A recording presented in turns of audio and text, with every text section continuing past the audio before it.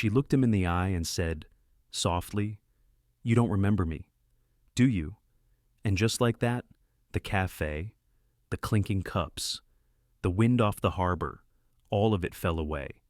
He was a man who'd built an empire on precision and memory, yet couldn't remember the one face that should have changed him. She, the woman who'd waited 20 years, not for revenge, but for closure. Sometimes, the most powerful stories don't start with love, they start with forgetting. And sometimes, the act of remembering can save more than just a life. It can save a soul.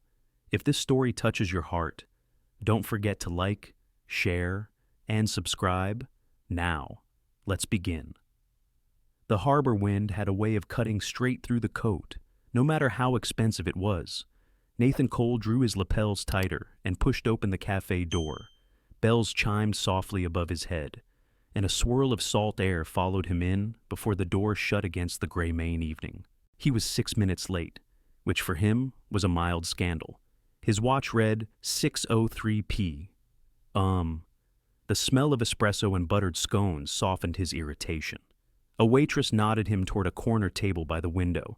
The harbor was right there, masts trembling against the cold light, a gull dragging a fishtail across the dock.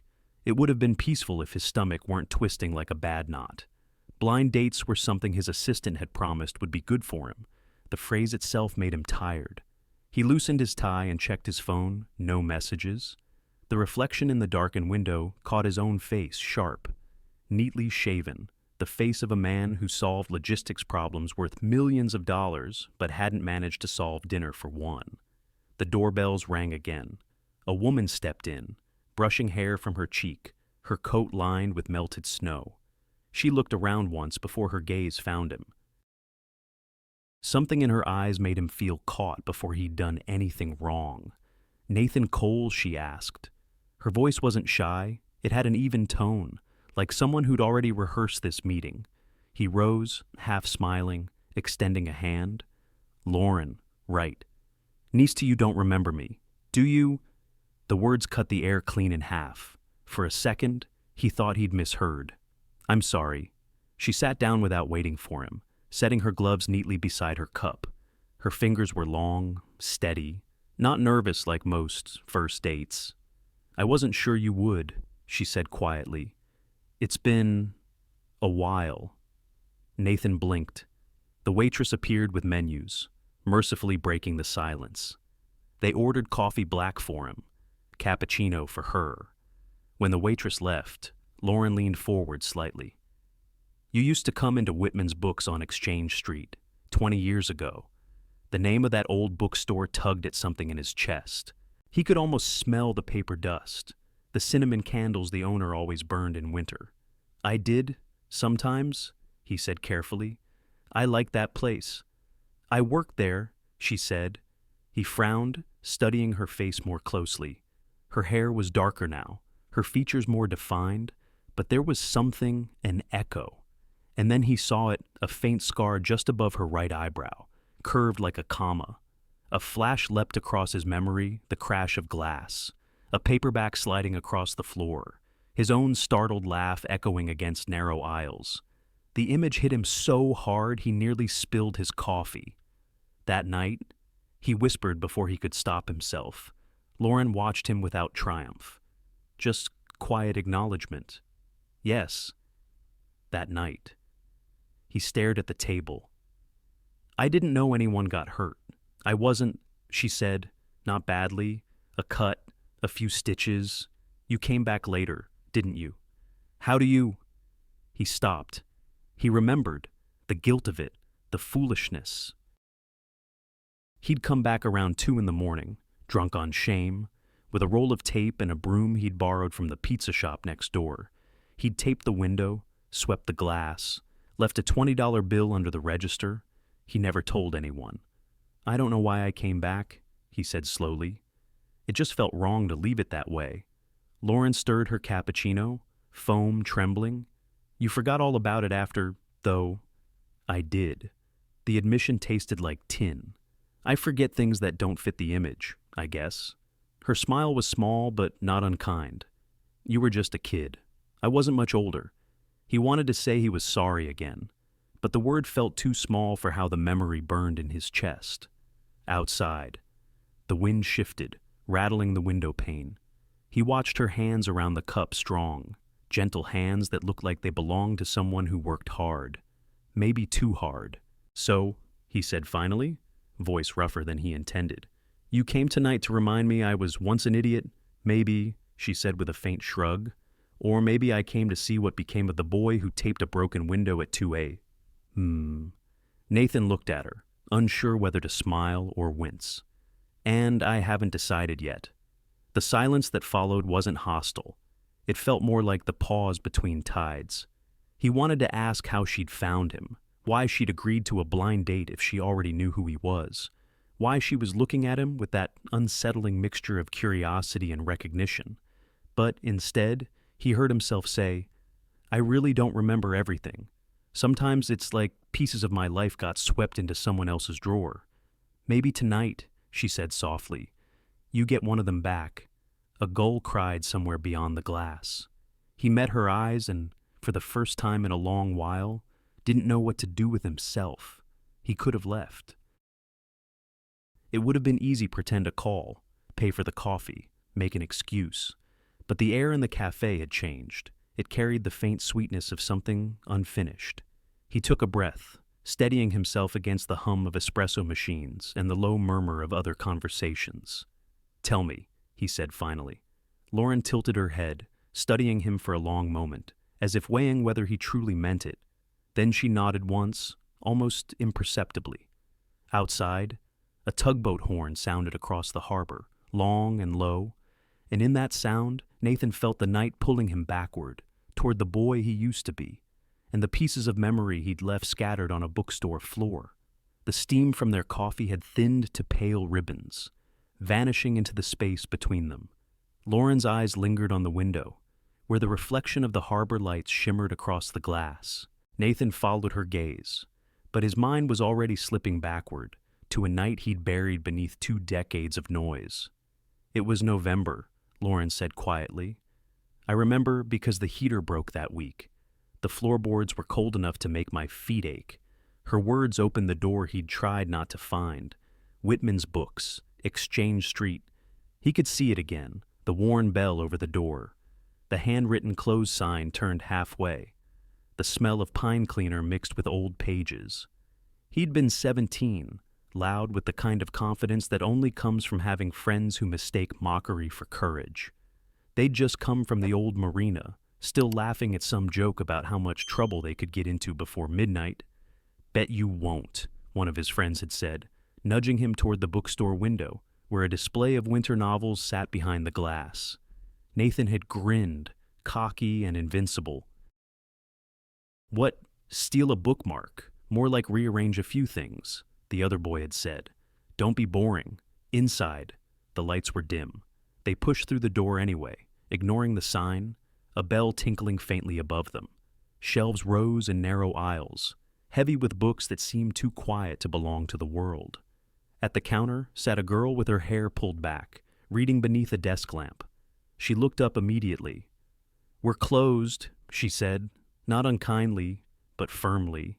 "Just looking," Nate said, already picking up a paperback from the display. His friends snickered behind him.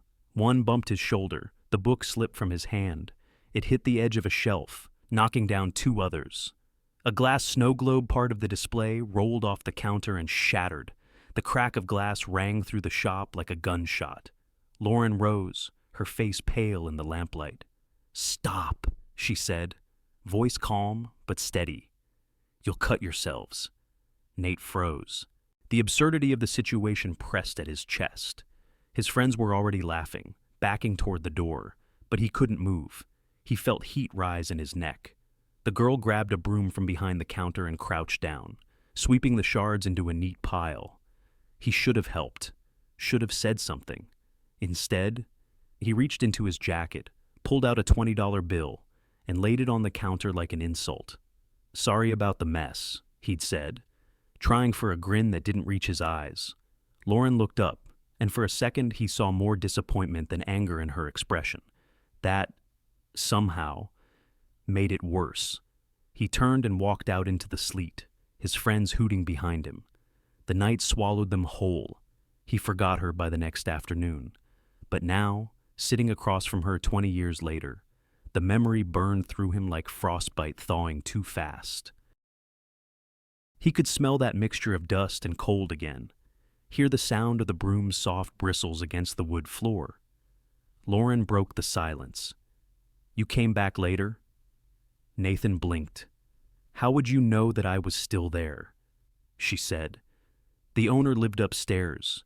He'd gone to bed, so I stayed to finish cleaning. Around 2 in the morning, I heard the door creak. I almost called the police." He remembered the bell's faint jingle, how it echoed too loudly in the empty shop, his own hands shaking as he set down a roll of tape from his car, the broom still propped by the counter. He'd taped the crack in the window with uneven strips, sweeping the remaining glass into a paper bag.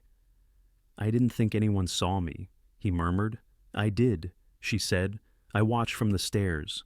You didn't see me, but you talked to yourself while you worked." His eyes lifted. "What did I say?" "You said, 'Don't be like this.'" He let out a breath that sounded almost like a laugh, but it died in his throat. "That sounds like something I'd say." "Then you left the broom by the counter and walked out into the snow," she continued. "I remember thinking, maybe you weren't like the others after all." He rubbed the bridge of his nose. "I wish I remembered that part." "You remember enough."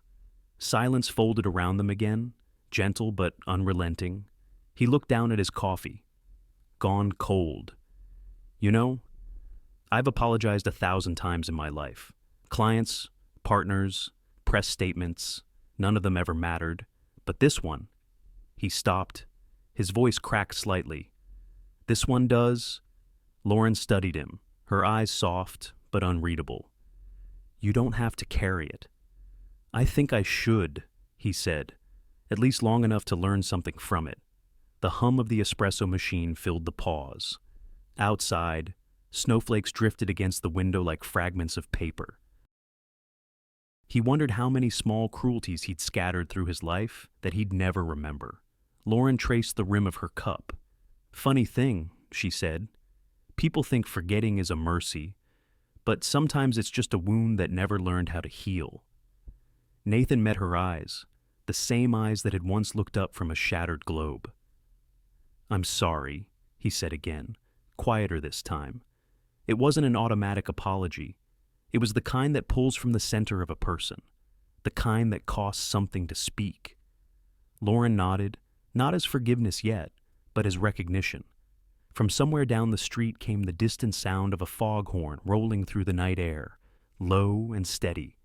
Nathan felt it vibrate through his chest. He didn't know what came next, only that something inside him had cracked open, just wide enough to let the past breathe again. He glanced at her hands, at the faint scar above her eyebrow, and realized that memory had finally come full circle. Outside, sleet began to fall against the glass, just like that night long ago. The cafe had grown quieter, as if the whole harbor outside were holding its breath. A group of tourists had drifted out, leaving the sound of rain tapping gently on the window. Nathan leaned back, still caught between guilt and curiosity, wondering why Lauren hadn't simply walked away after reminding him of that night. She seemed to sense the question before he could ask.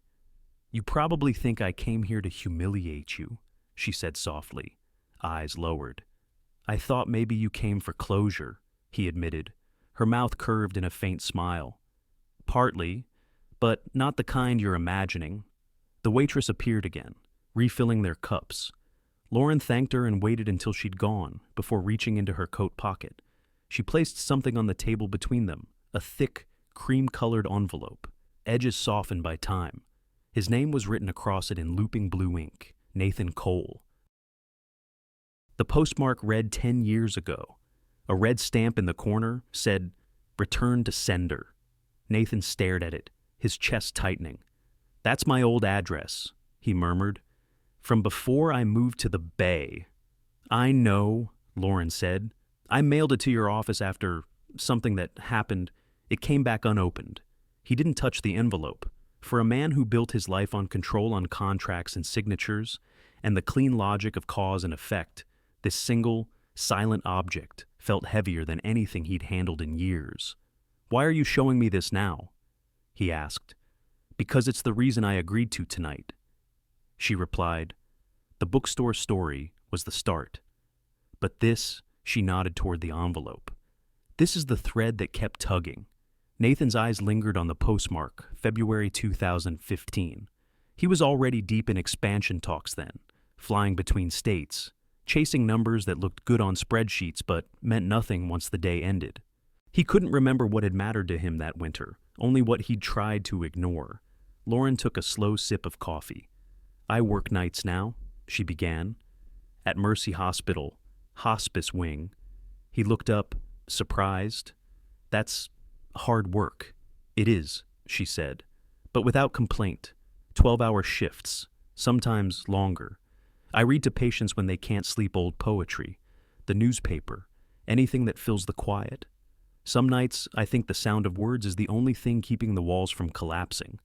Her voice had a steadiness that wasn't cold, just worn smooth by repetition. "I keep a pocket watch," she continued. "It belonged to my stepfather. He passed 6 years ago. The watch doesn't work anymore, but I still wind it out of habit. It reminds me that time isn't something you fix. It's something you carry." Nathan studied her face, wondering how many nights she'd spent watching someone else's time run out. The thought made him uneasy in a way money couldn't cushion. She noticed, "You look uncomfortable. I'm not good with endings," he admitted. "Neither am I," she said. "That's why I wanted to thank you for something that wasn't an ending." Her hand brushed the envelope gently, like one might touch an old photograph. "The letter isn't about Whitman's. It's about something else. Something that happened years later. You won't remember it. You never saw me that time either." Nathan's pulse quickened. "Then how patience?" she interrupted softly. "You'll understand soon." He exhaled slowly, watching her fingers trace the edge of the paper. "You kept it all these years. I keep everything that tries to tell me something," she said. "Even silence has a message if you wait long enough." Her calm unsettled him. Most people approach Nathan with agendas, deals, admiration, or envy. Lauren's gaze held none of those things. It felt like she was reading him the way she might read to one of her patients with attention, but no expectation. He reached for the envelope at last, then stopped halfway. "You want me to open it?" She shook her head. "Not yet. There's a story behind it first." He let his hand fall back to the table. "So, you came here to tell me that story, to give it to you," she corrected. "After tonight, I don't know if I'll see you again, but this," she glanced toward the window, where rain streaked silver lines down the glass. This felt like the right place to finish it. Nathan followed her gaze to the harbor lights, blurred by the drizzle. The smell of coffee and salt mingled with something faintly metallic, the scent of memory surfacing. He cleared his throat. "I'm not sure I deserve to hear it." Lauren tilted her head slightly. "Deserve isn't the word. Maybe it's more about readiness." There was a softness in her tone that made the words land somewhere deep. He thought of all the unopened letters he'd ignored in his life, not literal envelopes, but messages from people he'd brushed past, moments he'd chosen to forget because remembering demanded too much. He gestured toward the envelope again. "What was I supposed to read?" "A thank you," she said. "You did something for me once, something you don't know about. It changed everything." He frowned. When she smiled faintly, almost apologetic, "That's the next chapter."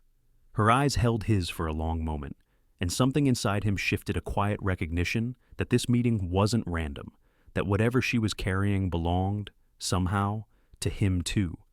The waitress came by with the check, sliding it between them. Nathan barely noticed. Lauren pushed the envelope toward him, stopping just short of his hand.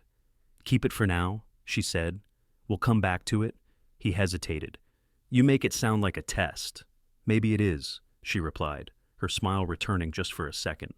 "Or maybe it's just a chance to remember who you were before forgetting became easy." Nathan turned the envelope over, the paper cool against his skin, the faint outline of her handwriting pressed through the back like a heartbeat trying to be heard. Outside, the rain had stopped, The windows reflected the two of them sitting across from each other, strangers and something more than strangers, tethered by a past neither of them fully understood yet. For the first time all evening, Nathan wasn't thinking about how to end the conversation. He was wondering how to keep it from ending too soon. The storm that night had felt alive. Lauren could still recall it.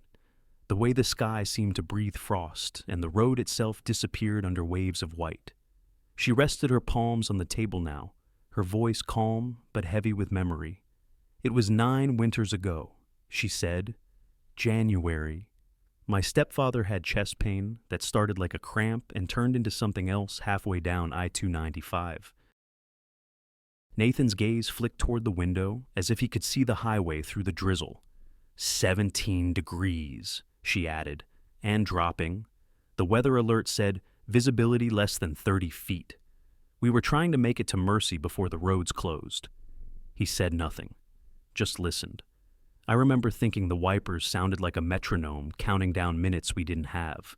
The snow was coming sideways. I could see the glow of taillights ahead. Then, nothing. She paused, the memory tightening her voice. Then, a black SUV pulled off the shoulder. Hazard lights on. Nathan's breath hitched almost imperceptibly. He owned a black SUV then, a Range Rover. The driver got out. She went on, tall, wool coat, no hat. He tapped on my window with his bare hand, told me to shut off the heater for a minute, said the exhaust pipe was almost covered, cleared it with his boot, scraped the windshield wipers clean, then called ahead to Mercy on a hands-free. I heard him give them our make and model, he said. Tell triage they've got 10 minutes before she loses him. Her eyes glistened as she spoke, but she didn't look away. He got back in his SUV, pulled in front of us, and led the way. 25 miles an hour, flashers blinking red through the whiteout. I just followed those lights, mile after mile. When we reached the hospital, he waved once through the rearview mirror and drove off. Nathan's throat went dry. You never saw his face, only his coat, his gloves, his voice on the phone.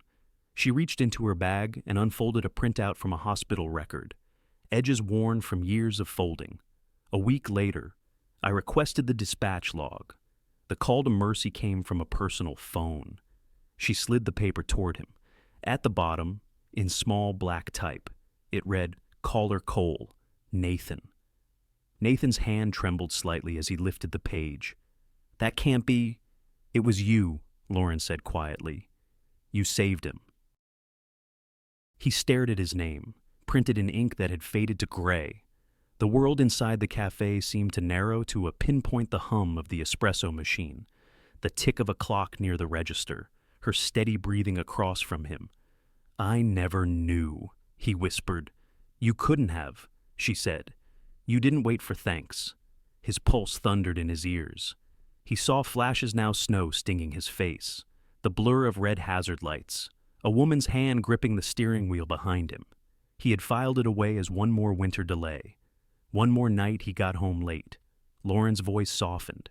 He lived 3 more years after that, long enough for me to take him fishing on Sebago Lake, long enough for him to walk me down the aisle when I married. Briefly, she smiled faintly, almost embarrassed, long enough for us to say the things we hadn't. Nathan folded the paper and set it back on the table. "And your letter," I wrote it a month later, "to thank you. To tell you that your 8-minute lead made the difference. The paramedic told me that's how much time we would have lost if we'd waited for a snowplow." He rubbed his temple, struggling to absorb the enormity of it. 8 minutes, he murmured. "That's nothing. To you, maybe," she said. "To us. It was a lifetime." The words lodged in his chest like a prayer and a wound at once. "You're telling me," he said slowly, "the only time I ever did something that truly mattered." "I forgot it." Lauren didn't answer immediately. "Maybe it wasn't meant to be remembered," she said. "Maybe it was meant to resurface when you needed it most." He looked down at his hands, the same hands that had once dialed a number, cleared snow from a windshield, pointed headlights through a storm, and then gone on, too busy to notice the miracle he'd left behind. The silence stretched. Outside, the rain had turned to flurries, soft flakes swirling under the street lamp. "When I realized it was you, Lauren continued. I thought about mailing the letter again, but by then I wasn't sure if you'd want to remember. You seemed unreachable. He almost laughed at the accuracy of that word. I built a life on being unreachable, he said. Phones on silent, assistant screening calls, even the mail went through a corporate box. She nodded. That's why I brought it tonight, not to reopen old debts, to remind you that even the person you tried hardest to forget, the one who broke a window, could still find his way back to something good. Nathan pressed his palms together, elbows on the table, trying to steady the quake inside him. I thought I was the kind of man who kept score, he said. Turns out I can't even remember the right game. Lauren's expression softened. You don't have to remember it perfectly, she said, just enough to know who you were when you did it. Her words lingered in the air like the warmth from a fading candle. He leaned back, exhaling slowly. For the first time in years, humility felt like relief, not defeat. Thank you, he said, the phrase catching in his throat. For telling me. For all of it. She shook her head. No, Nathan, you thanked me 9 years ago. You just didn't know it yet. He didn't respond, couldn't. His mind replayed the headlights cutting through snow, the rhythmic flash of red, the figure in the wool coat waving once before disappearing into the storm. He had no words left, only the quiet realization that the best version of himself had existed all along, buried under ambition, waiting for a night like this to be remembered. The wind outside picked up again, brushing snow against the glass in soft, uneven taps, like someone knocking gently to be let in. By the time Nathan drove home that night, the city had turned to glass. Thin ice slicked the roads, and the orange streetlights reflected off it like a cracked mirror. He kept one hand on the wheel, the other resting on the envelope Lauren had insisted he keep. Her handwriting seemed alive even through the paper, looping and certain. He pulled into the long driveway of his house, a modern rectangle of steel and glass sitting on the hill above the bay. It looked impressive from a distance, but inside it was as hollow as the echo of his own footsteps. The security lights blinked on, and he stood for a moment by the car door, listening to the hum of the house as if it were breathing without him. Inside, the wall of glass faced the water, screens everywhere, monitors streaming numbers, shipment trackers, inventory charts. He clicked them off one by one until only the sound of the refrigerator remained. His empire was built to run, whether he was awake or not. 62 employees across 3 states, 14,000 square feet of warehouse space. Efficiency reports updated every 12 minutes. He'd once told a friend he could measure a good week by how few names he needed to remember. Now, the silence made him ache. He poured a drink he didn't really want, loosened his tie, and pressed the voicemail button on his phone. His sister's voice came through. Recorded 2 days ago. Hey, Nate, it's me. Mom's recipe book turned up in the old storage box. You know, the one with the blue spine. I'm mailing it to you. Also, you should come by sometime. You're missing the good part, little brother. Life's still happening out here. He'd meant to call her back. He always meant to call. Nathan shut the phone off and leaned against the counter, staring at the dark window. The reflection staring back at him looked like a man who'd learned how to win arguments, not moments. His mind drifted to Lauren's face at the cafe, how steady her gaze had been, how she spoke of time, like something that could be held and cherished instead of outrun. She lived in a world where minutes mattered. He'd spent his building a life where minutes were expendable. That realization cut deeper than shame. It was recognition. He moved through the house, turning off lights, one switch at a time, until he reached his office. The shelves were lined with awards and photographs from ribbon cuttings, industry conferences, charity galas, faces blurred into each other, all smiling too wide. He touched one frame and set it face down. He thought of Lauren again, the blizzard, her stepfather, the hospital record with his name typed at the bottom. He had been that man once, uncalculated, unbranded, anonymous. He had done something purely good and let it disappear. That version of himself scared him because it asked nothing in return. He opened his laptop.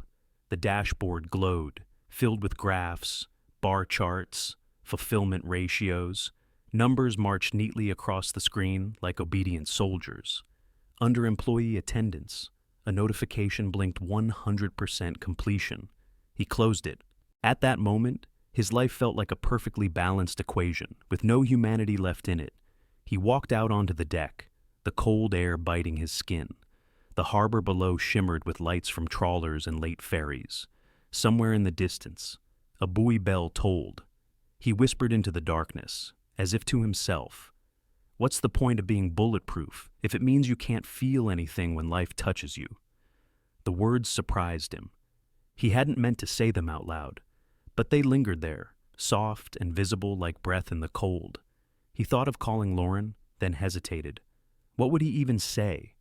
"Thank you for remembering what I can't." Instead, he sat down at his desk and pulled out a notepad, the one his assistant had bought months ago and he'd never used. He began to write, not a letter, not a plan, just words I was built to move freight, not feelings. But maybe the things that weigh the least matter the most. He read the sentence twice, then tore the page out, folded it, and slipped it into the envelope Lauren had given him. It wasn't an answer, just a start. By morning, the snow had stopped. The city looked softer somehow. Nathan left for work early, driving past the frozen docks, past the diner on Forest Avenue where he'd once eaten as a kid with his mother blue vinyl booths, coffee that could strip paint, the neon sign still flickered.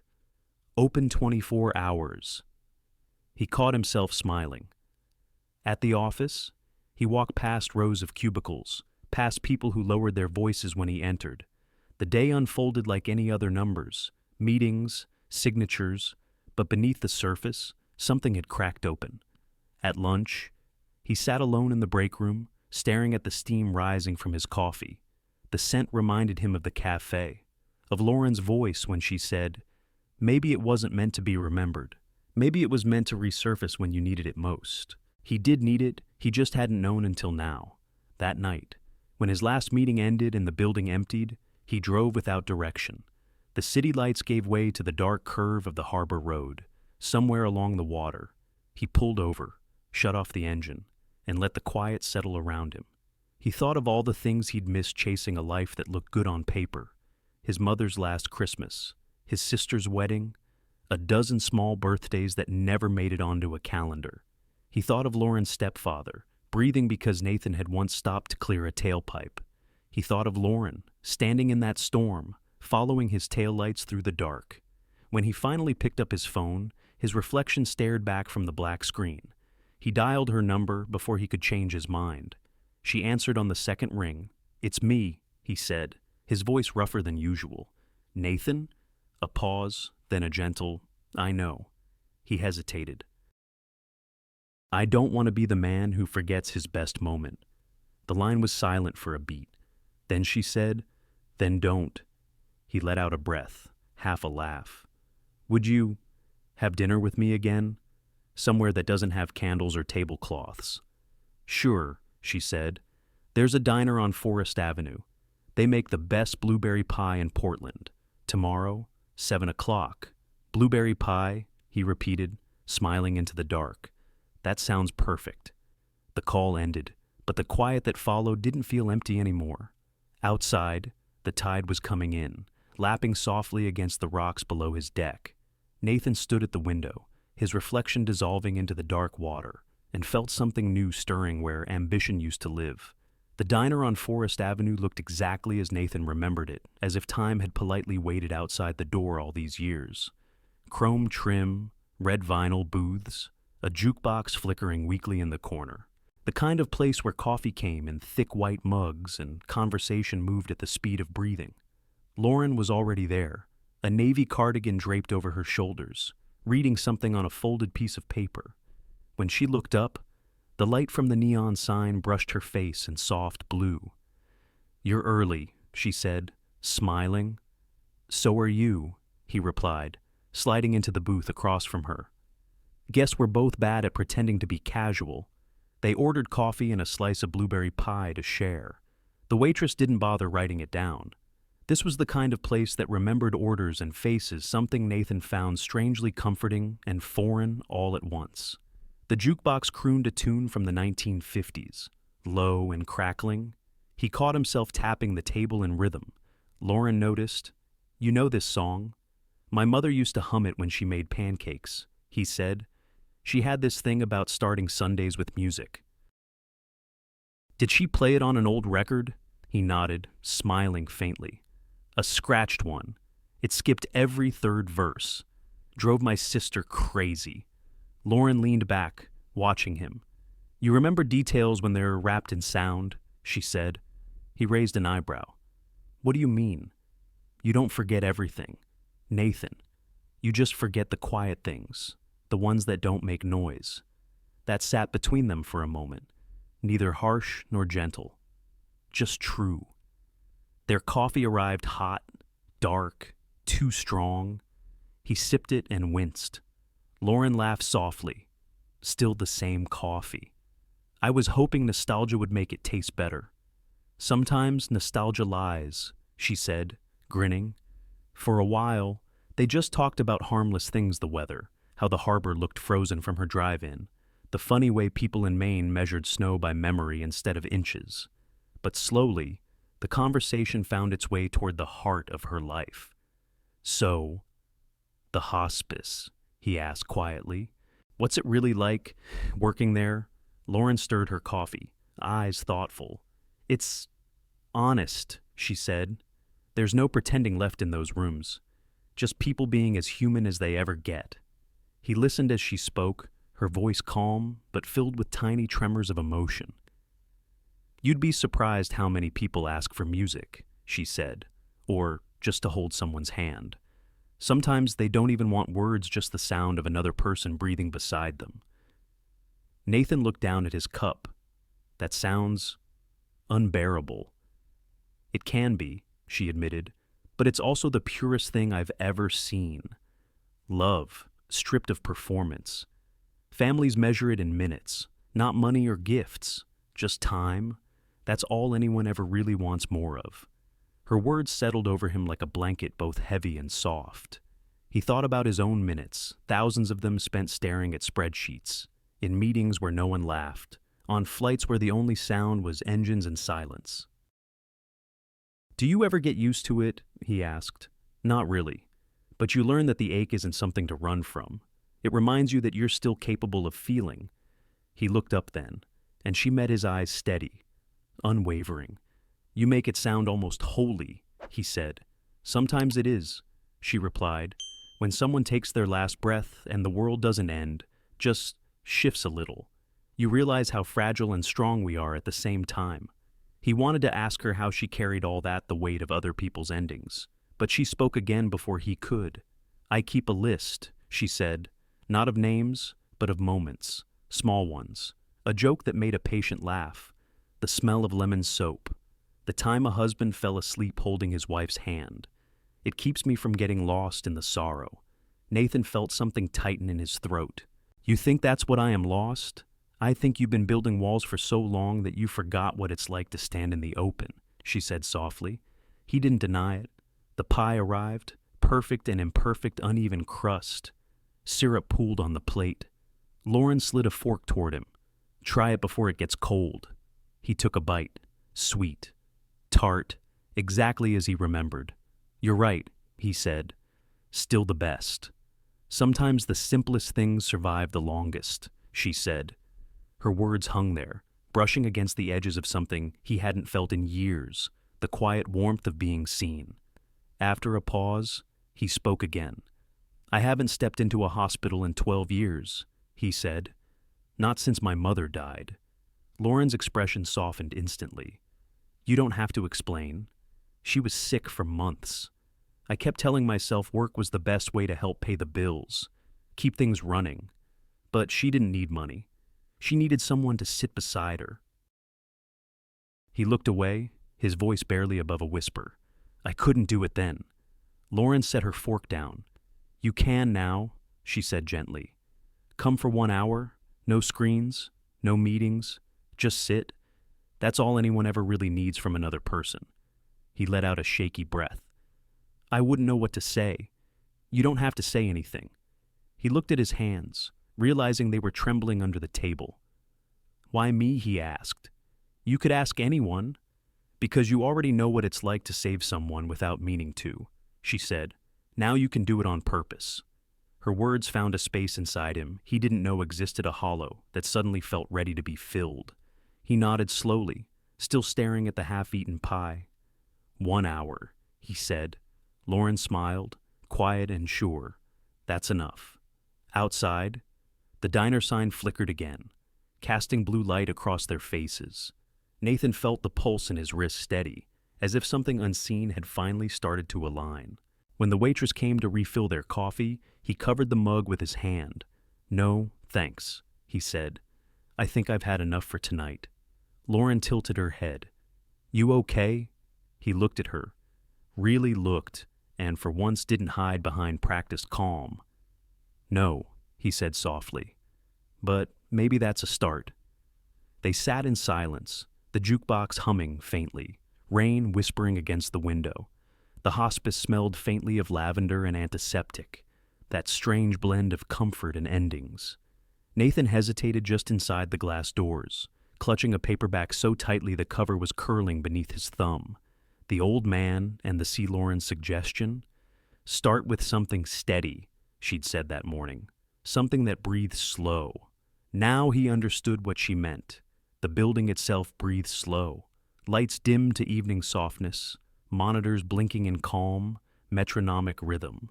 Every sound, every footstep, every breath seemed to matter here. Lauren met him in the hallway. She wore pale scrubs and tired eyes that still managed to smile. "You came," she said simply. He nodded, awkward in his dark wool coat and polished shoes that squeaked on the tile. "I said I would. There's someone I'd like you to meet." She led him past a nurse's station, down a corridor where sunlight from the bay poured through wide windows. Outside, flakes drifted gently over the water, blurring the horizon into white and silver. Lauren stopped at the door, marked "Too Pristine." Inside lay an old man whose skin looked thin as parchment, his chest rising in shallow waves beneath a plaid blanket. A framed photo of a woman in her 40s sat by the bed, smiling through glass. "Mr. Harold," Lauren said softly, adjusting the man's pillow. "You've got a visitor today." Harold's eyes opened pale blue, watery but alert. "That a preacher?" he rasped, spotting Nathan in the doorway. "No, sir," Nathan said. "Just a reader." The old man gave a half smile. "Even better." Lauren handed Nathan a chair. "He used to read to his wife every night," she whispered. "She passed last winter. His daughter lives 200 miles upstate. Snow's too bad for her to drive down." Nathan nodded, pulling the chair closer. He felt enormous in that small, quiet room. Lauren placed the book in his hands. "He likes Hemingway," she said. Harold chuckled faintly. "A stubborn old fisherman for a stubborn old fool." "Seems right." Nathan opened the book, his voice uncertain at first. He was comfortable but suffering, although he did not admit the suffering at all. The words rolled out, low and uneven. On page 3, his throat tightened. The line, "But man is not made for defeat. A man can be destroyed but not defeated," hit something raw. His voice cracked. Harold's eyes closed, his breathing slow and steady. "You sound like my son," he whispered. Nathan froze. For a long moment, neither spoke. Then Harold reached out, his hand trembling, searching for something in the air. Nathan instinctively took it. The man's grip was surprisingly strong. "You read like him," Harold murmured. "He used to sit right there, just like you," before he moved away. Nathan's vision blurred. He blinked fast, swallowing the ache in his throat. "I'm sure he misses you." He managed. Harold's fingers tightened around his. "Maybe, maybe not. People drift. But I'm glad you came. Stranger." Nathan kept reading, voice softer now, each word a quiet act of surrender. Outside, the snow thickened until the bay disappeared entirely. After a while, Harold's eyes closed again, his breathing deepening into sleep. Nathan lowered the book, unsure what to do next. The room felt both full and empty. like a church after everyone had gone home. He set the book on the bedside table and sat back, still holding the old man's hand. The machines hummed. Somewhere down the hall, someone laughed a small, ordinary sound that made the moment feel even more fragile. When Harold's fingers finally loosened, Nathan gently let go. He stood, every muscle in his body shaking from a tension he hadn't realized he carried. Outside in the hallway, the air was cooler. He pressed one hand against the wall, his chest tight. The world had gone blurry, and for the first time in years, he didn't try to stop the tears. He wept silently. The way a dam gives way, not with a roar but a sigh. A hand touched his shoulder. Lauren, she didn't speak. She didn't need to. Her presence was enough to anchor him, to let the storm pass without shame. He wiped his eyes and tried to laugh, but it came out as a trembling breath. "I'm not very good at this," he said finally. "You stayed," she whispered. "That's all it takes." He looked at her, eyes still red. "It's harder than I thought." "It's supposed to be," she said gently. "Feeling things is the cost of being here." Nathan exhaled, the air catching in his chest. "I thought I came to help him, but I think he helped me more." Lauren smiled. "That happens a lot around here." They stood there for a long moment, watching snow gather against the window. A nurse passed by, nodding politely, somewhere. A bell chimed soft, melodic, almost like a heartbeat. Nathan checked his watch out of habit, then stopped himself. "I've been here over an hour." Lauren glanced at the clock. "You could go if you need to?" He shook his head. "No, I'll stay a little longer." When they returned to the room, Harold was still asleep, breathing slow, peaceful. Nathan sat again, opening the book where he'd left off. The words came easier now, steady, certain. Outside the window, the snow finally stopped. The sky over Casco Bay was fading into a muted pink, the kind that comes only after storms fragile, fleeting, and impossibly tender. Nathan kept reading, his voice low and warm, the story moving forward even as time itself seemed to rest. When he finally paused, Lauren was leaning against the doorway, her expression soft. "You did good," she said quietly. He looked at Harold, then back at her. For the first time in years. "I didn't feel like I had to fix anything." Lauren nodded. "That's what real presence is." He smiled, small and tired. "Maybe stillness was the thing I was missing." "Maybe," she said. "Or maybe stillness was waiting for you to stop running." He looked at her, eyes shining in the dim light. "Either way, I think I'll come back." Outside, Casco Bay shimmered under the fading sun, the water calm again after the storm. Inside, the sound of his voice lingered in the quiet room, like warmth refusing to leave. Morning came gray and heavy, the kind of Maine morning where the sky felt too close to the ground. Nathan sat in his office, staring at the draft contract glowing on his laptop screen. A winter storm had passed overnight, leaving the city washed clean and quiet. From the top floor of his company's headquarters, he could see the frozen river slicing through Portland, pale sunlight flickering along its edge. It should have been a beautiful view, but today it felt like judgment. He'd just come from the hospice, where Harold's room now sat empty. The bed was neatly made, the window cracked open to let in a sliver of sea air. Lauren had said softly. He went peacefully. Nathan had nodded, unable to trust his voice. Now. Back in the world of fluorescent lights and quarterly reports. That peace felt 1,000 miles away. His assistant knocked once before entering. "The board meeting starts in 10, Mr. Cole." He closed the laptop with a sigh. "I'll be there." The conference room was all glass and chrome, too bright, too polished. The opposite of mercy. His executive team sat around the long oak table, men in dark suits, women with tired eyes and perfect posture. They spoke in numbers, never names. "Expansion Phase 3 is ready," said Warren, the CFO. "City Council approved the loading dock easement. We break ground next month." Nathan nodded absently. "And the impact on the neighborhood." Warren barely looked up. "Minimal." We're buying out that old bookstore property 2 blocks over. The owner's been holding out for a better offer. But the city can override. It's just one shop. One shop. Nathan's stomach tightened. Which shop? Warren scrolled through a slide on the screen. Elliot's Books, independent, tiny. The lease ends next quarter. The name landed like a small earthquake. Elliot's. He'd been there once, years ago. Narrow aisles, hand-lettered signs, the same smell of wood and paper that had lived inside Whitman's. A bell over the door that sounded exactly the same. The place even had a framed photo of the old Whitman storefront on the wall, with a note dedicated to second chances. The irony twisted in his chest. "How much time do we save with that dock?" he asked. 6 minutes per shipment, Warren replied. "That's over 20 hours of saved labor per week. Margins matter." Nathan, he heard the word again. Margins. It always came back to that. Lines, profits, ratios. But now, all he could picture was Lauren's face at the diner. The way she said, "Families measure love in minutes. Not money. Minutes. 6 of them." He leaned back in his chair. "Let me review the final paperwork before we proceed." Warren frowned. "You already approved Phase 3. Consider this a second look." When the meeting ended, Nathan stayed behind, staring at the empty table. The silence in the room was thick, pressing against his ribs.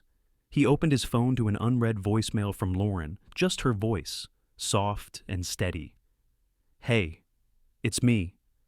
I thought you might want to know Harold's daughter made it down through the snow this morning. She said she heard your voice in the room when she walked in. Thank you for staying." He listened twice before deleting it, not because he wanted to forget, but because it hurt to feel too much. The day bled into night. The office emptied, leaving only the low hum of the heating system. Nathan sat at his desk. The city spread out below him in cold light. The contract for Phase 3 glowed on the screen, cursor blinking beside his name. He opened the attachment that showed the city plan, blue lines tracing through familiar streets, one red square marking the bookstore lot. A note beside it read, "Demolition approved."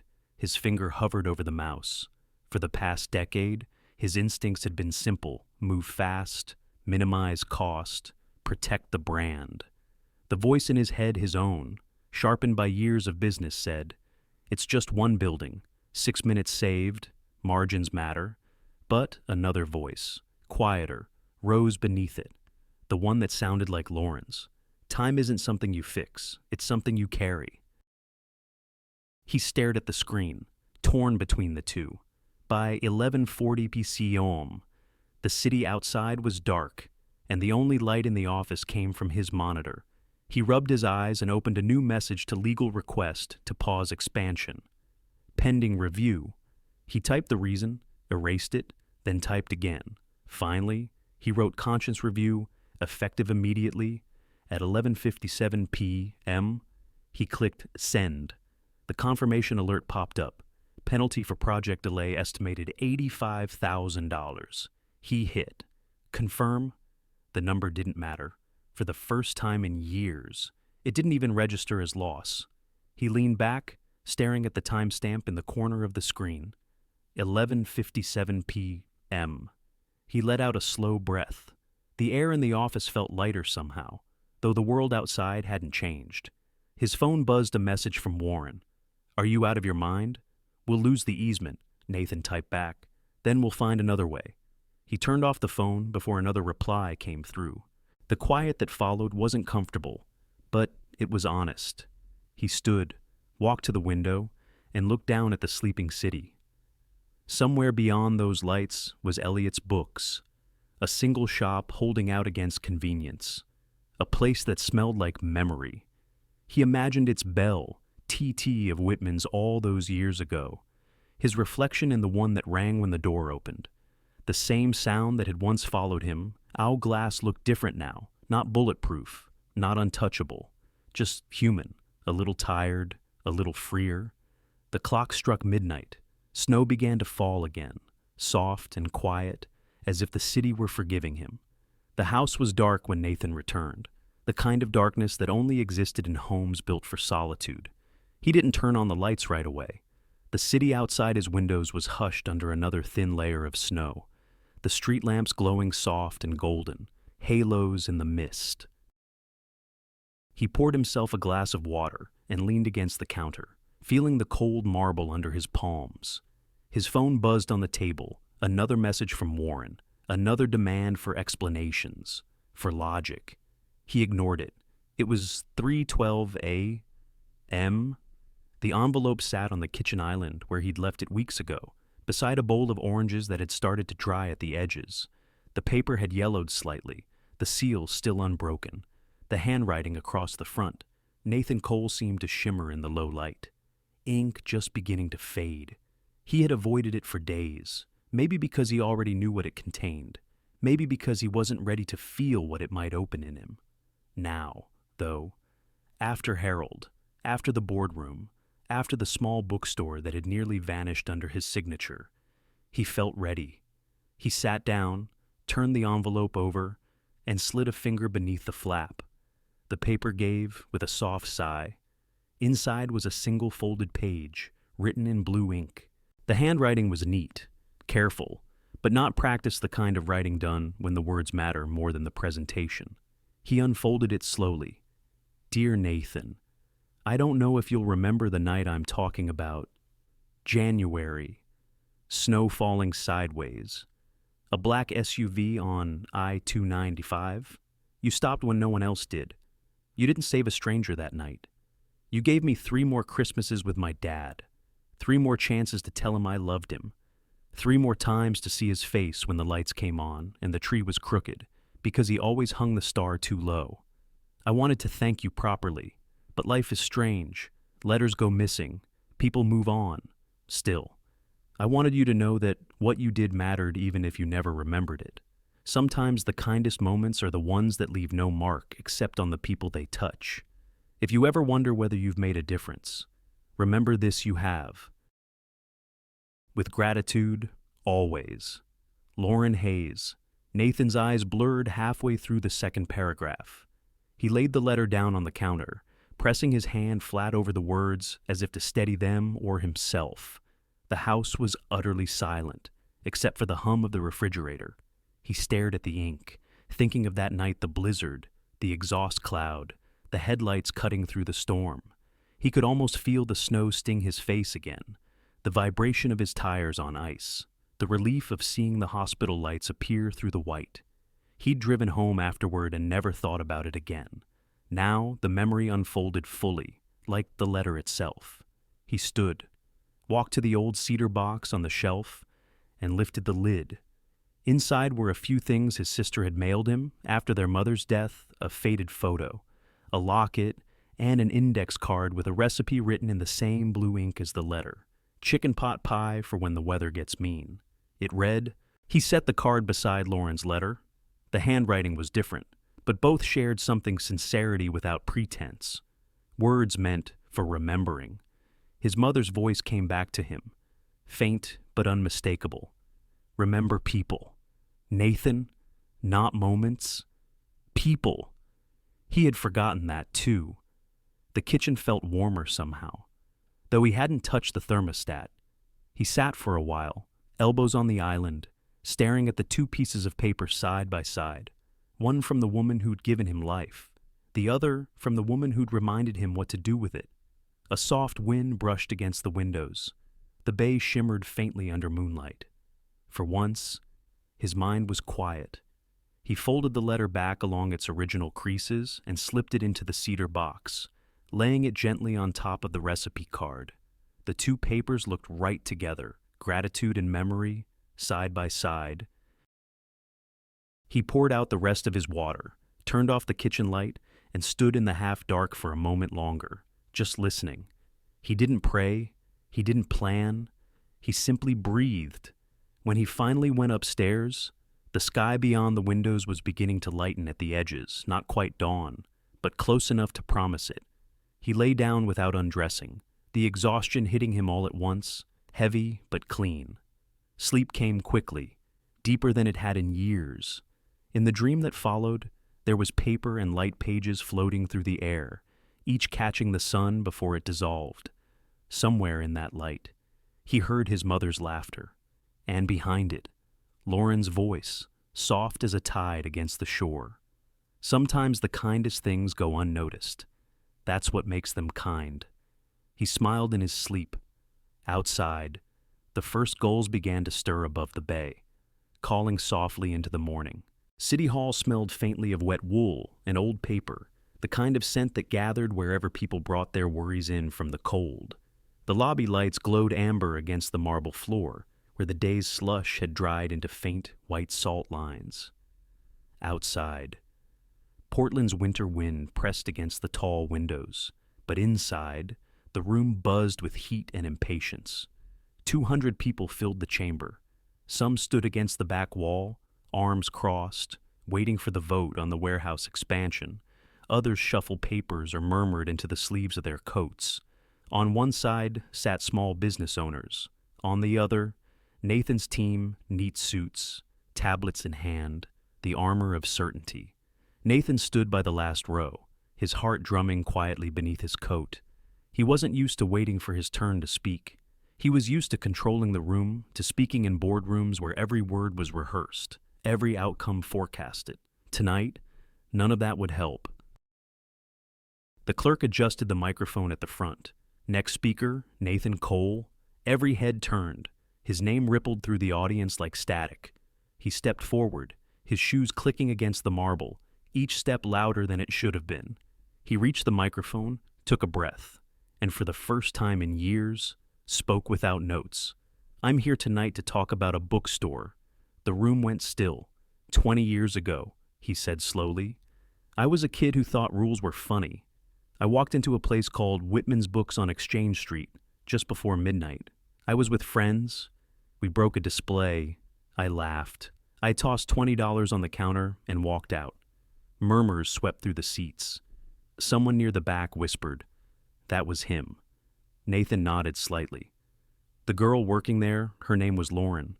She told me to stop. I didn't. I broke more than a window that night. I broke something I didn't even understand yet, a kind of trust. He paused, eyes scanning the crowd.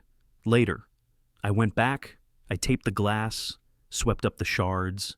No one saw me. I thought that made it right. But what I didn't realize was that forgetting doesn't heal anything. It just buries it.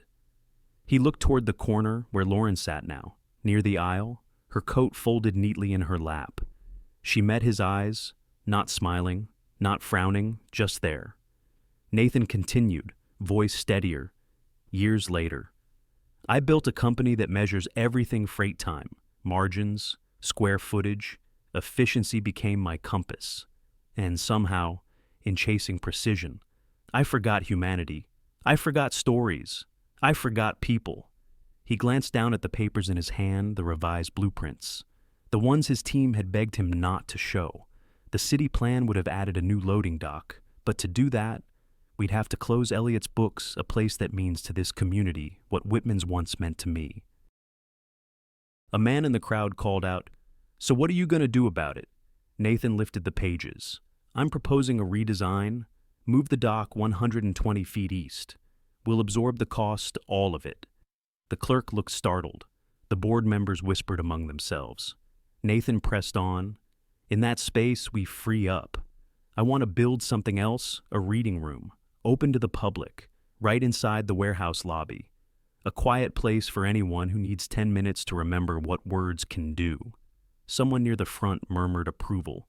"And that's not all," Nathan said. "We'll fund a mobile hospice lending library in partnership with Mercy Hospital Books. Music, tablets, blankets, anything to bring stories where they are needed most. We'll name it the Whitman Project, and I'll personally sign a 10-year grant to keep it running." The words hung in the air. For a moment, there was only the sound of the wind against the tall windows. Then an older woman in the back, the owner of a bakery next door to Elliot's, began to clap. Once, twice, slow and uncertain. A second clap joined hers, then another. Within seconds, the room filled with applause that rose like a tide, hesitant, then wholehearted, then thunderous. Nathan blinked hard, caught off guard. He wasn't used to this kind of noise, not the hollow cheer of a business victory, but the sound of real people saying yes. The chairman tapped the microphone. The board will motion to delay the closure vote pending redesign review. Applause broke again, louder this time. Someone whistled. Another shouted. About time, Nathan exhaled, shoulders lowering as if he'd been holding the whole building up by himself. For the first time in years, he felt something he hadn't known. He missed relief that didn't depend on profit. When the meeting ended, people began to drift out in small groups, their voices softer now, almost friendly. The cold air rushed in as the doors opened, and the smell of snow followed. Lauren waited near the exit. Her hands were in her coat pockets, her expression unreadable but warm. "That was brave," she said quietly when he reached her. He gave a small, self-conscious laugh. "It was overdue. You didn't have to do that." "I think I did," he said. For once, it felt like I was paying a bill that should have come due a long time ago. She studied him for a moment, then smiled, not wide, not showy, just real. "You should see your face right now," she said. "You look lighter." He nodded. "I think I can breathe again." For a long moment, neither spoke. The city outside glowed pale under the streetlights, snow drifting through the air like falling dust. When she turned to go, he reached out, his hand hovering for just a second before dropping to his side. "Lauren," he said softly. She looked back. "Thank you," he said, "for reminding me what remembering feels like." Her eyes shone, then not with tears, not quite just light. "I didn't remind you," she said. "You did that yourself." And with that, she slipped into the crowd, her dark coat disappearing into the swirl of snow. Nathan stood for a moment longer at the top of the city hall steps, watching the storm gather again over the bay. His breath clouded the air, but it didn't feel cold anymore. He'd expected the night to end in argument or defeat. Instead, it ended with something quieter, the sound of applause fading into the wind, and the first small, certain sense that redemption, like snow, doesn't fall all at once. The sky over the coast carried that peculiar brightness of late winter cold light, sharp and clear, the kind that made everything honest. Portland Headlight rose against it, white and steadfast, its beam cutting through the mist that rolled in off Casco Bay. The wind came in hard from the water, 22 miles an hour, scattering salt across the rocks. Waves slapped the granite below, hissing and retreating, relentless as breath. Nathan stood near the railing, his coat collar turned up, watching the surf. He'd come early, unsure if Lauren would actually meet him here. The lighthouse had always felt like a place for endings memorial benches, quiet tourists, names carved into wood.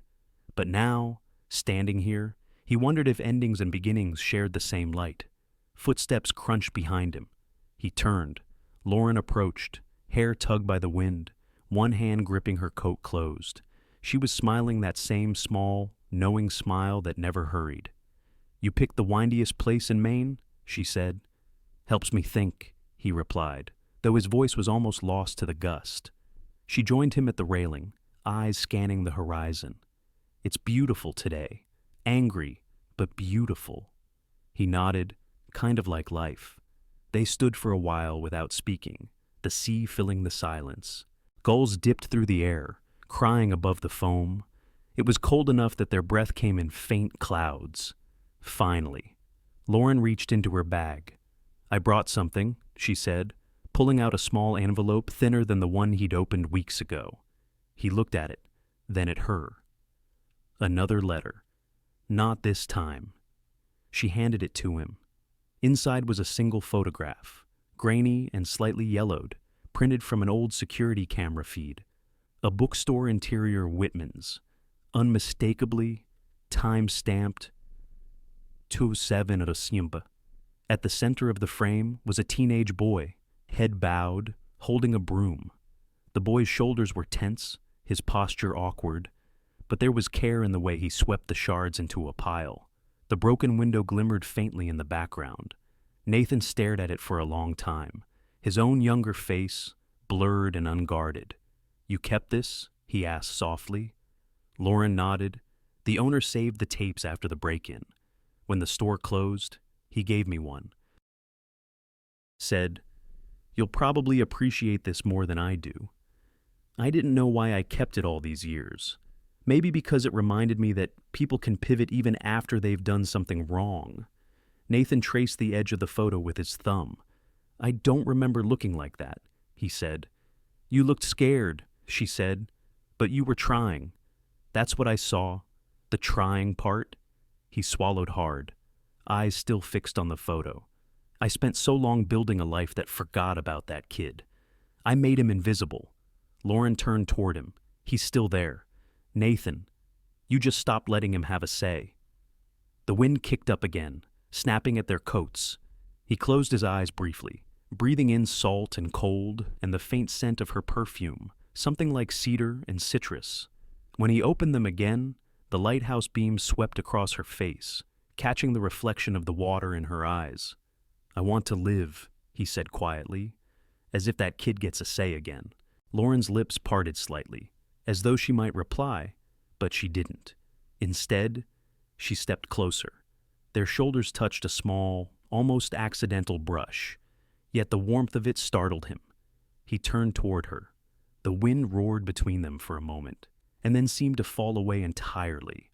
There was no rush, no sudden gravity pulling them together, just the steady recognition that something long delayed was finally ready to begin. Nathan reached up, brushing a loose strand of hair from her cheek. His fingers trembled slightly, but his touch was sure. Lauren looked at him, her expression unreadable and open all at once. "You're shivering," she said softly. "Maybe," he murmured, "or maybe I'm just awake." She smiled the kind of smile that starts in the eyes. He leaned in, slowly, giving her every chance to move away. She didn't. Their foreheads touched first. A brief pause, a breath shared in the cold, then, finally, their lips met. It wasn't a kiss born of urgency. It was quieter, like the sea itself, rhythm more than fire, warmth more than heat. An answered question whispered between two people who had run out of ways to hide. When they parted, neither spoke for a while. The only sound was the ocean, steady and ancient. Lauren exhaled, her eyes still closed. "You know," she said, "for someone who used to forget everything, you remember this moment pretty well." He laughed, the sound low and unguarded. "That's because it's worth remembering." They stood together as the lighthouse turned its endless circle, light sweeping across the rocks, across them, across the sea. Nathan tucked the photograph back into its envelope and slipped it into his coat pocket. "I think that kid's going to be all right," he said quietly. Lauren glanced up at the beam of light cutting through the mist. "I think he already is." The tide below crashed harder against the granite, spraying fine salt into the air. The wind carried the scent of brine and pine and something like hope. Nathan looked out at the horizon, the faint line where the water met the sky. He thought of every moment that had led him here, a broken window, a blizzard, a letter, a hand on his shoulder. He thought of how, sometimes, redemption didn't arrive with grand gestures, but with small ones. A broom at 2A, bon fils, a letter written and returned, a kiss in the wind beside a lighthouse. He reached for her hand. She took it, wordlessly.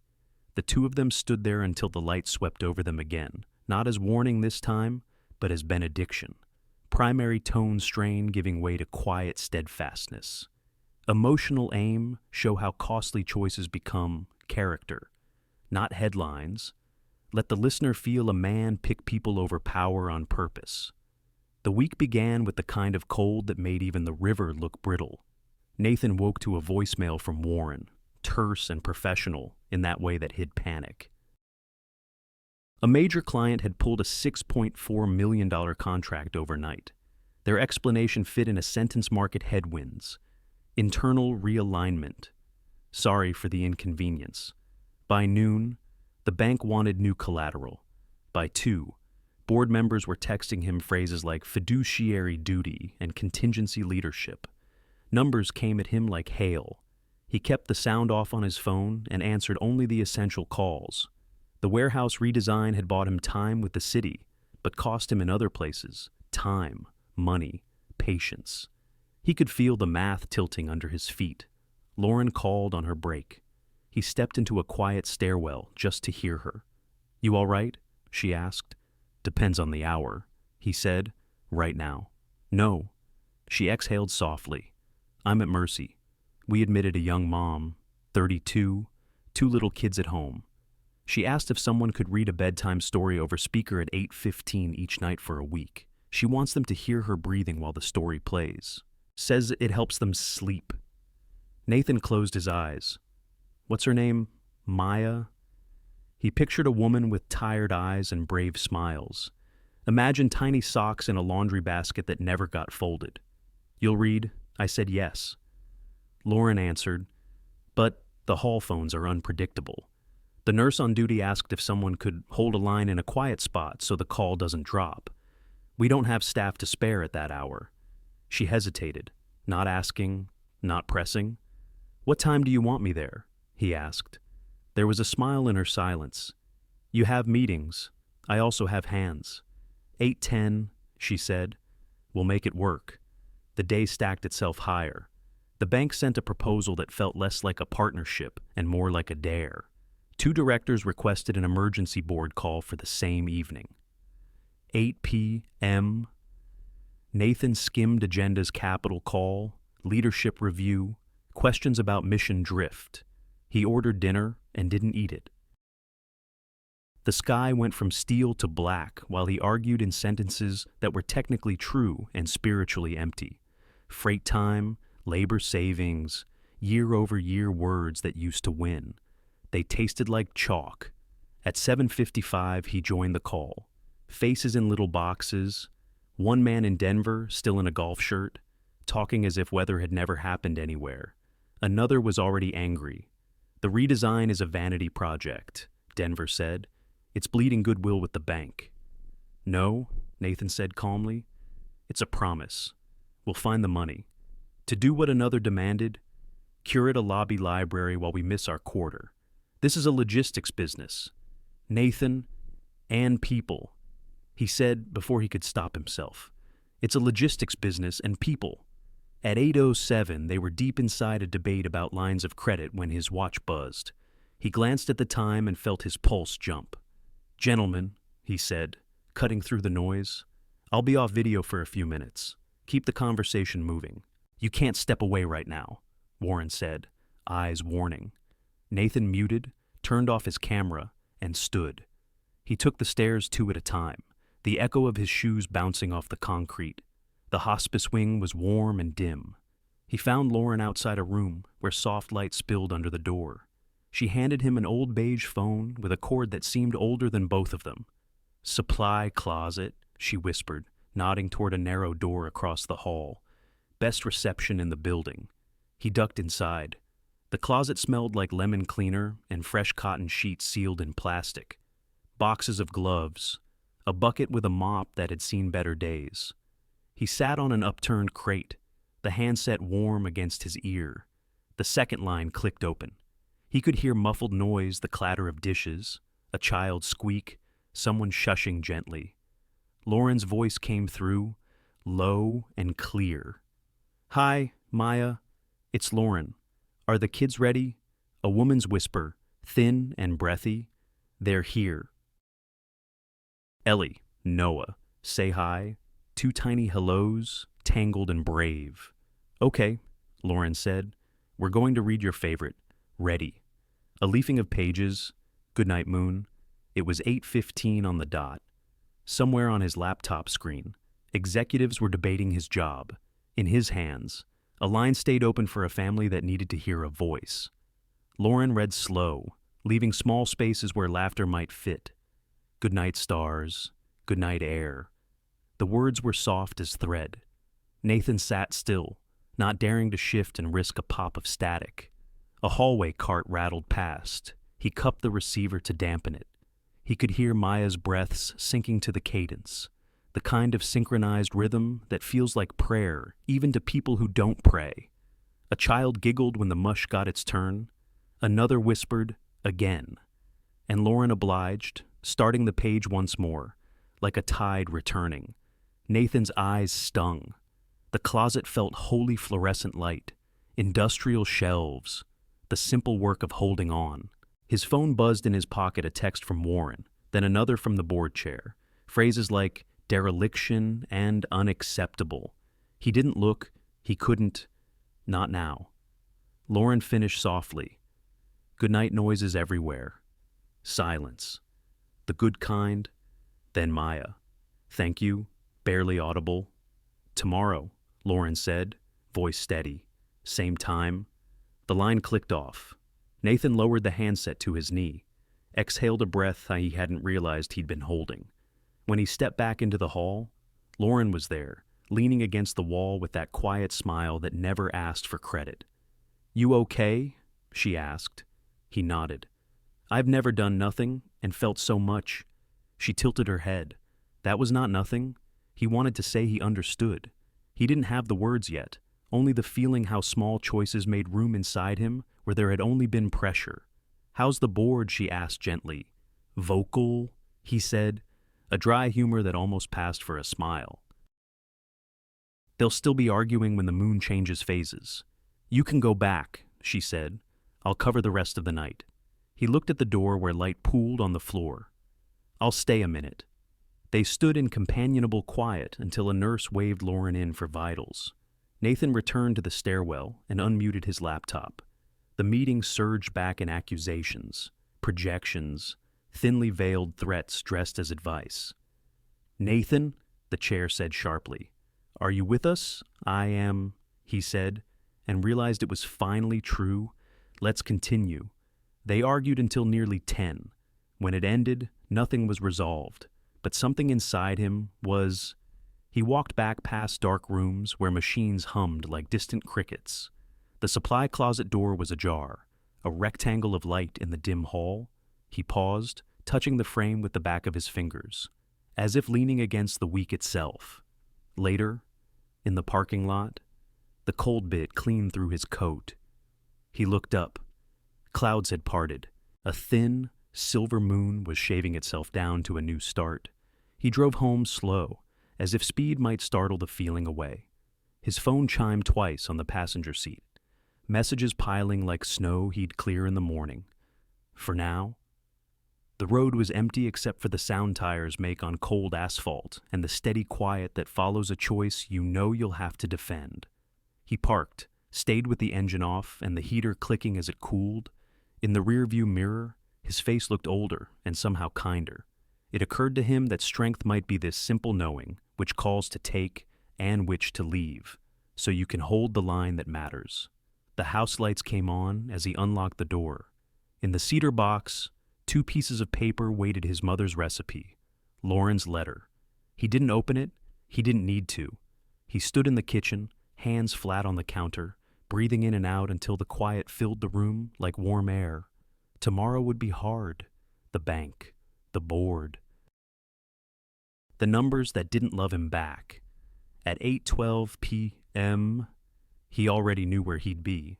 Morning sunlight spilled across the new glass wall like it had been waiting years for the chance. The building that once hummed only with forklifts and freight trucks now smelled faintly of coffee and fresh paint. Someone had arranged the display table by the entrance just so 3 neat stacks of books, a vase of pine branches, a wooden sign that read, in hand-painted script, Whitman's Corner, a space for stories, open to everyone. It took 12 weeks, 4 redesigns, and 1 stubborn refusal to compromise.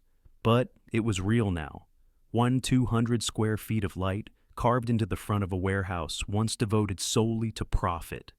Nathan stood near the door, jacket folded over one arm, watching volunteers bustle about with the kind of quiet urgency that comes from caring. A new shelving unit was being leveled near the far window, thick glass panes stretching 36 feet across, framing the bay beyond. The morning tide glittered against the granite shore. Lauren was bent over a donation cart, stacking paperbacks into tidy rows. Her hair caught the sunlight, turning the edges gold. She looked up, saw him, and smiled. You look like a man seeing his reflection for the first time, she said. Maybe I am, he admitted. It's strange this place feels more alive than the rest of the company combined. That's because it breathes, she said, dusting off her hands. Most places only move. He looked around again. The space still smelled faintly of sawdust. Along one wall stood a small hospice lending shelf, blankets folded, a stack of journals, copies of Goodnight Moon, ready to travel wherever they were needed. Above it hung a small bronze plaque. Mercy Outreach Library in memory of those who taught us how to listen. Lauren had written the inscription herself. At 9:30, the crowd began to gather. Staff from the warehouse, a few city council members, local teachers, retired nurses. People from every corner of Portland who had somehow heard about the opening. Nathan caught sight of Elliot, the old bookseller, whose lease he'd nearly erased standing by the coffee urn with tears in his eyes. This used to be impossible, Elliot said when Nathan approached. A warehouse with a bookshop inside it. That's like putting a garden in a factory. Nathan smiled. That's kind of the point. Elliot nodded slowly. You built a place where the noise stops for a bit. That's worth more than the square footage you lost. Maybe not lost, Nathan said quietly. Maybe just given back. Lauren tapped a microphone at the front counter, her voice clear but soft. We're going to keep this short. It's cold outside, and the coffee's getting low. Laughter rippled through the room. She gestured toward Nathan. This started as an argument. It turned into a promise. Today, it's a place. The crowd clapped. Nathan stepped forward, fingers brushing the note cards in his pocket but deciding not to use them. I spent years building walls, he began, ones made of steel, numbers, and excuses. But I forgot what walls are supposed to do. They're not meant to keep people out. They're meant to hold light. He paused, glancing toward the glass wall that caught the morning sun. This building used to measure its success in freight time. From now on, I'd like it to measure something slower. Minutes spent reading, moments shared, people remembered. Applause grew, warm and unpolished. Lauren handed him a pair of scissors for the ribbon. He cut it cleanly at exactly 10 seftesda spesiam. The bell above the door chimed once, clear and sweet, the same tone he remembered from Whitman's. Within minutes, the space filled with motion children tugging their parents toward the shelves, warehouse workers holding cups of coffee as they browsed, a woman whispering to her husband about how long it had been since she'd smelled new paper. Nathan drifted through the crowd like a man wandering through memory. Each sound, laughter, footsteps. The turn of pages felt like a piece of his old life coming back in a new form. Near the counter, a woman stood alone, holding a worn copy of The Old Man and the Sea. She looked up as he approached. Her face was familiar, older than the memory, but unmistakable. "You're Harold's daughter," he said softly. She nodded, smiling. "I drove down this morning. I heard about what you were doing here. Figured Dad would have wanted me to see it." Nathan's chest tightened. He'd like it. He said, he would. She replied, he used to say people die twice, once when they stop breathing, and once when their name stops being spoken. You've kept his name alive. Thank you. She placed a folded piece of paper on the counter, about 3 by 5 inches, worn at the edges. He wrote this before the stroke, she said. Said it was for the man who reads slow. I didn't know who he meant until now. Nathan opened it carefully.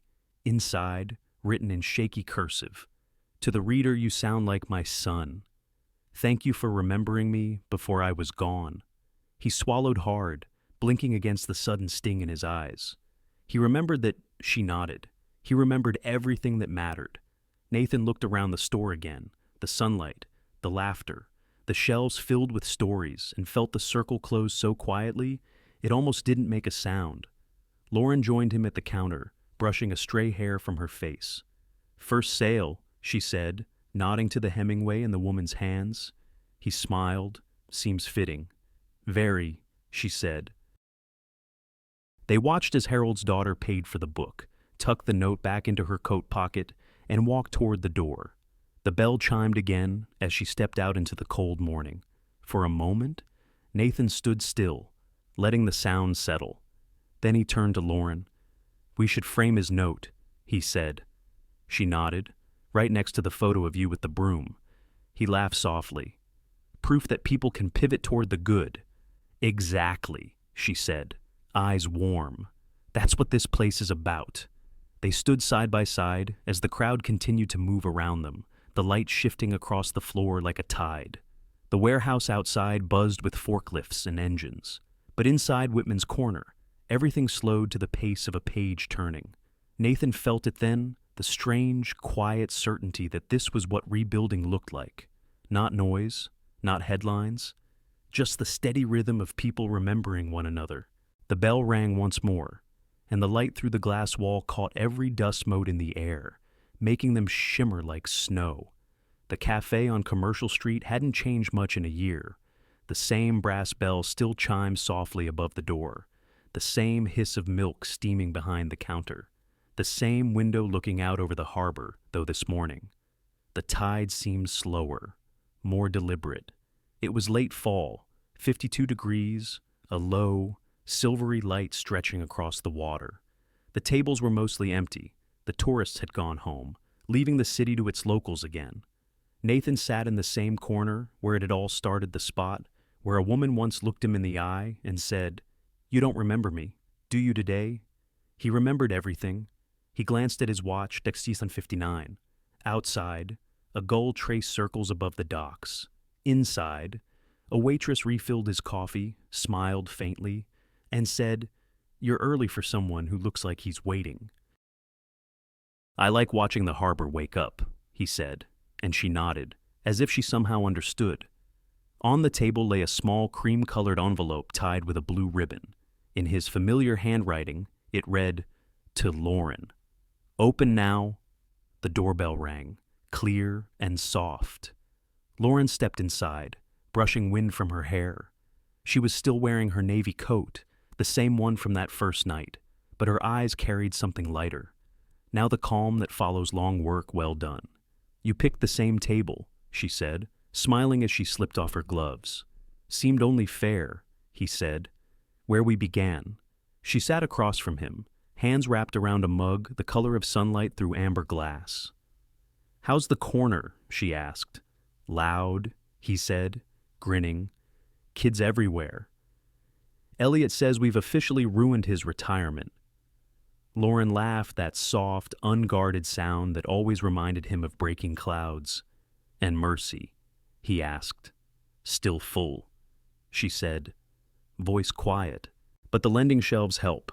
Families write notes. Now they leave them in the books. Sometimes just one line, but it matters. It reminds people they're not alone." He nodded, letting the quiet settle between them. The same kind of quiet that used to frighten him now felt like proof that something real existed there. She noticed the envelope. "What's that?" He slid it toward her, something overdue. Her eyebrows lifted, but she didn't hesitate. She untied the ribbon, unfolded the flap, and pulled out a single page. The paper was thick, cream-colored, faintly scented with cedar from the box where he kept his mother's recipe card and her old letter. On it, just 2 words, written in blue ink, I remember. Beneath the words was a small house key tied to the same blue ribbon. Lauren looked at it, then at him. Her eyes shimmered, but she didn't speak. Nathan smiled, small and steady. "It's not a grand gesture," he said. "I don't know how to do those anymore, but it's real." "The keys to the cottage near the bay. Needs paint, a better roof, maybe a few evenings of laughter. I thought maybe you'd help me build the next part." She held the key carefully, like something alive. "Build what, exactly?" she asked, though her voice was softer now, almost teasing. He leaned forward, elbows on the table, eyes steady on hers. "Reading rooms," he said, "hospice shelves, small corners where people can breathe, dinners that don't need reservations. The kind of life that fits inside the space we've already made." Lauren laughed quietly through her breath, a hand rising to her cheek. "That's your idea of a proposal." He shrugged, "A soft one, like us." She looked down at the note again. "You really wrote just that, 'I remember.' I figured everything else we've said since that first night already explained what I remember." He said, "This was just to tell you I still do." Outside, the light shifted. The wind off the harbor carried a trace of salt through the door as it opened and closed for new customers. Lauren turned the key between her fingers. "Blue ribbon," she said, "like the one you used on the letterbox last Christmas." "I like the color," he said. "Feels like the in-between of everything. Not sky, not sea, but something holding them together." She smiled. "You really thought about this." "Every word," he said. "Every minute." They sat in comfortable silence. The harbor bells rang once, low and sonorous, marking 10 o'clock. Nathan watched her fold the note again, tucking it into her coat pocket with care. "Do you know what I love most about all of this?" she asked. He shook his head. "You didn't come back to erase the past," she said. "You built something around it like mortar between stones. You let it hold." He nodded slowly. "I guess remembering turned out to be the real work." She reached across the table, her hand finding his. Her skin was warm from the mug, her grip certain. "So," she said, "where do we start?" He looked out through the window. The first snow had begun, just a few flakes swirling in the wind above the harbor, catching light like ash from a quiet fire. The sea was dark and steady beneath it, waves lifting against the rocks in rhythm with the bell's echo. "Here," he said simply. "We start right here." Lauren smiled, the kind of smile that stayed in her eyes long after her lips softened. She turned her hand, threading her fingers through his. The bell over the door chimed again as the wind gusted through, scattering a few flakes across the floor before the door swung shut. Outside, the snow fell harder now, thickening the world into white and silver. The camera of the moment might have pulled back then from their joined hands, to the table, to the window, the harbor beyond blurred by the storm, the bell tolling once, deep and certain. And somewhere, as the scene faded to light, Nathan's voice, older now, gentler, could be heard. "Being seen is better than being admired. Remembering is the work of love." The snow kept falling. Inside, 2 cups of coffee cooled between 2 people who finally understood what warmth was for.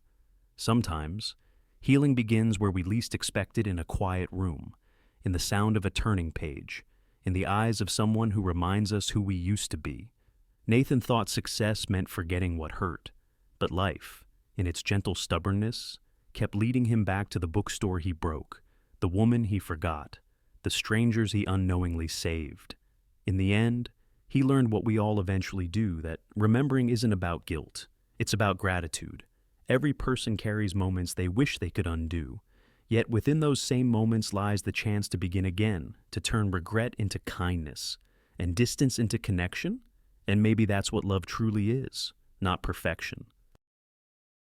Not grand gestures, just the quiet, deliberate act of remembering one another every day, in small ways, as the work of being human. Thank you for being here with us. For every minute you spent listening, for every heartbeat that echoed with this story, we're deeply grateful.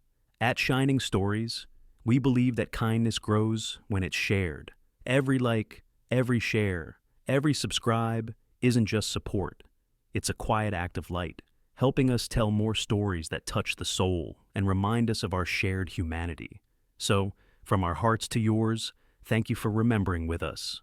We'll see you in the next story.